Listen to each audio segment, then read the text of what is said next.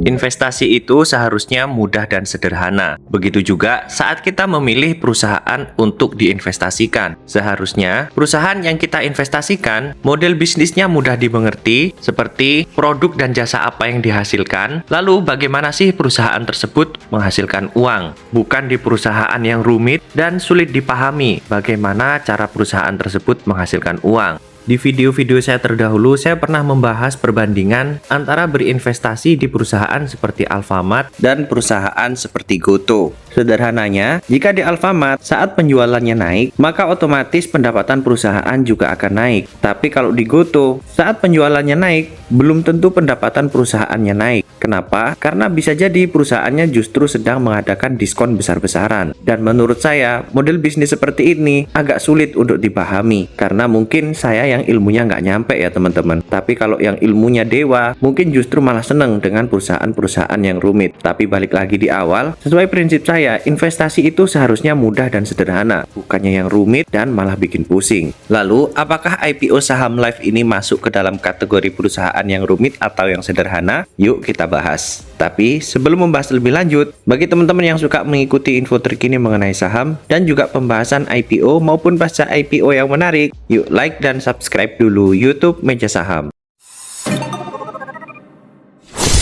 PT Homco Victoria Makmur Tbk dengan kode ticker Live. Perusahaan ini merupakan trader berbagai macam perlengkapan masak, makan, dapur, hingga alat tulis dengan berbagai macam merek. Perseroan juga memproduksi peralatan rumah tangga berbahan plastik dengan merek Teknoplast melalui entitas anak yaitu PT Trisinar Indo Pratama atau disingkat dengan TSI. Produk perseroan dijual melalui lebih dari 400.000 titik penjualan di seluruh Indonesia dan memiliki lebih dari 700 mitra distribusi.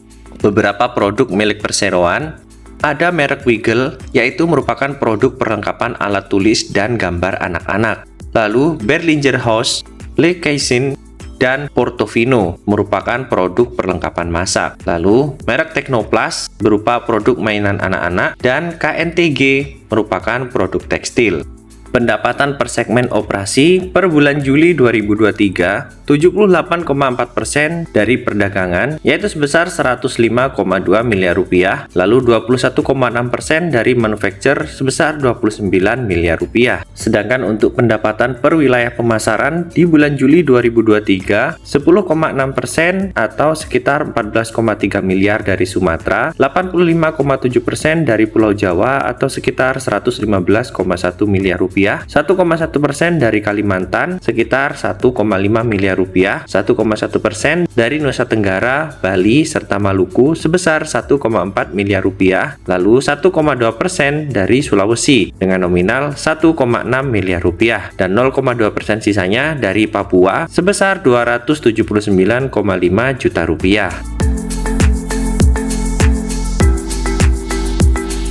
Kinerja keuangan year on year di tahun 2020 berhasil mencatatkan penjualan sebesar 148,9 miliar rupiah dan di tahun 2021 berhasil mencatatkan sebesar 162,2 miliar rupiah atau jika dipersentasekan kenaikannya sebesar 8,9%. Lalu di tahun 2022 berhasil mencatatkan penjualan sebesar 302,5 miliar rupiah dan jika dipersentasekan naik sebesar 86,5%. Dan di bulan Juli 2022 perusahaan ini mencatatkan penjualan sebesar 145,8 miliar rupiah dan di bulan Juli 2023 sebesar 134,2 miliar rupiah atau jika dipresentasikan turun 7,9%. Sedangkan untuk dari sisi laba bersihnya, di tahun 2020 perusahaan ini justru mencatatkan kerugian sebesar 8,1 miliar rupiah. Barulah di tahun 2021 berhasil mencatatkan keuntungan yaitu sebesar 4 miliar rupiah atau jika dipresentasikan naik sebesar 150%. Dan di tahun 2022 perusahaan ini mencatatkan laba bersih sebesar 22,5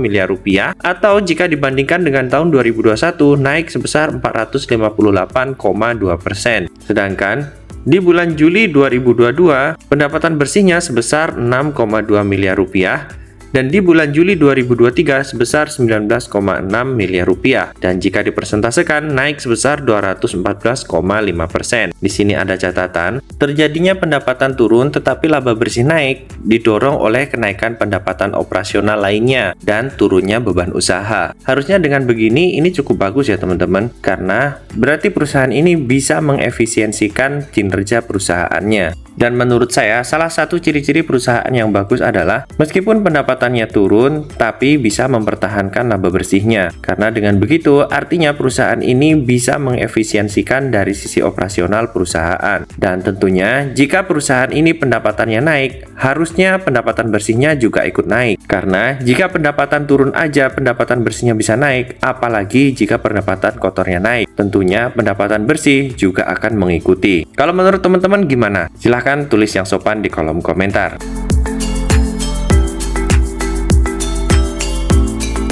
Pada IPO ini rencananya jumlah saham yang ditawarkan sebanyak 808,4 juta lembar saham atau sekitar 17,6% dengan harga penawaran Rp148 dengan potensi pendanaan Rp119,6 miliar.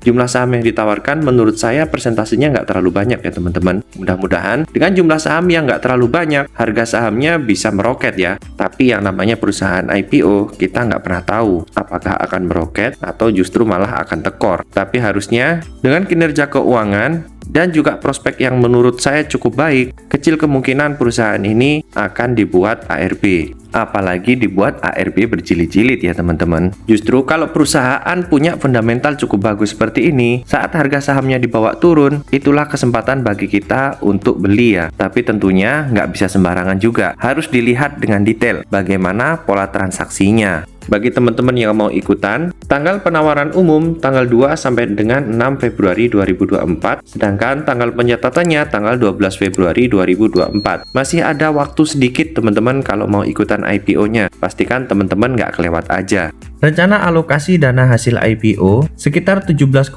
sampai dengan 22,7% atau sekitar 25 miliar rupiah digunakan untuk pelunasan sebagian utang perseroan, lalu 17,1 sampai dengan 22,7% sisanya atau sekitar 25 miliar rupiah digunakan juga untuk pelunasan sebagian utang perseroan kepada entitas anak, yaitu PT Trisinar Indo Pratama yang disingkat dengan TSI. Lalu 77,3 sampai 82,9% digunakan untuk modal kerja perseroan seperti pembelian persediaan barang dagangan dan sebagainya. Sayangnya, dana hasil IPO-nya sebagian digunakan untuk bayar hutang ya teman-teman, tapi menurut saya porsinya ini nggak terlalu besar, jadi masih cukup wajar. Dan di sini 77 sampai dengan 82,9% digunakan untuk modal kerja. Ya kalau teman-teman sih pastinya berharap modal kerja ini bekerja untuk menggoreng saham kan? Atau teman-teman berharap beneran untuk digunakan untuk modal kerja? Silahkan tulis di kolom komentar.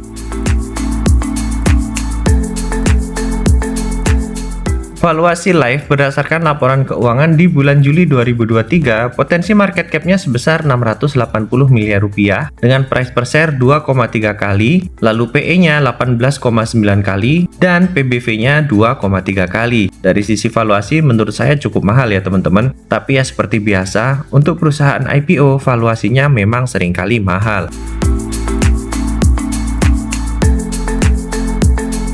Yang menjadi underwriter pada IPO ini adalah Samuel Sekuritas Indonesia dengan kode broker IF dan Bina Arta Sekuritas Indonesia dengan kode broker AR. Pada IPO ini porsi penjamin terbesarnya di Samuel Sekuritas ya teman-teman. Di sini jumlahnya 71%. Lalu sisanya Bina Arta Sekuritas sekitar 28,95%. Untuk historicalnya sendiri, Samuel Sekuritas kemarin ikut mengawal IPO-nya Vogue ya teman-teman, dan sekarang harganya udah hampir digocap aja. Lalu kemudian kalau untuk Bina Arta Sekuritas kemarin sempat mengawal saham Dewi ya, dan sekarang harga sahamnya juga udah di bawah Rp100. Apakah hal yang sama juga akan terjadi pada IPO saham ini? Ya kita lihat nanti setelah listing teman-teman. Bagi teman-teman yang hanya mau beli saham dengan kategori syariah, kemungkinan saham ini masuk ke dalam kategori syariah ya teman-teman, tapi untuk keputusan final mengikuti OJK dan juga DSN MUI. Sebagai kesimpulan yang pertama, perusahaan ini merupakan perusahaan yang menjual perabotan rumah tangga hingga alat tulis. Kesimpulan yang kedua, dari sisi kinerja keuangan, menurut saya sih cukup baik ya teman-teman. Kesimpulan yang ketiga, dari sisi valuasi, menurut saya untuk sekelas perusahaan IPO bisa dibilang cukup wajar. Kesimpulan yang keempat, yang menjadi underwriter pada IPO ini adalah IF dan juga AR. Sedangkan untuk track recordnya, IF ini menurut saya sih kurang menarik ya. Meskipun kalau AR ini, track recordnya cukup baik. Jika teman-teman lihat di prospektusnya, di saham ini, pemegang saham di bawah 5%-nya cukup banyak ya teman-teman. Meskipun ada lock-up periode, tapi menurut saya dengan kondisi seperti ini, membuatnya kurang menarik. Kenapa? Ya karena untuk orang-orang yang memiliki saham di bawah 5%, kalau mereka jualan, itu tidak akan terlihat di keterbukaan informasi. Dan menurut saya hal ini menjadikannya kurang menarik. Untuk IPO ini saya skip ya teman-teman. Tapi kalau di suatu hari nanti ternyata ada pola yang cukup menarik, kemungkinan disitulah saya baru akan masuk di saham ini. Tapi sekali lagi saya ingatkan bahwa ini bukan merupakan ajakan beli maupun tidak beli ya. Karena keputusan terakhir semua berada di tangan masing-masing investor. Dan bagi teman-teman yang merasa konten ini bermanfaat, yuk like dan subscribe dulu YouTube Meja Saham.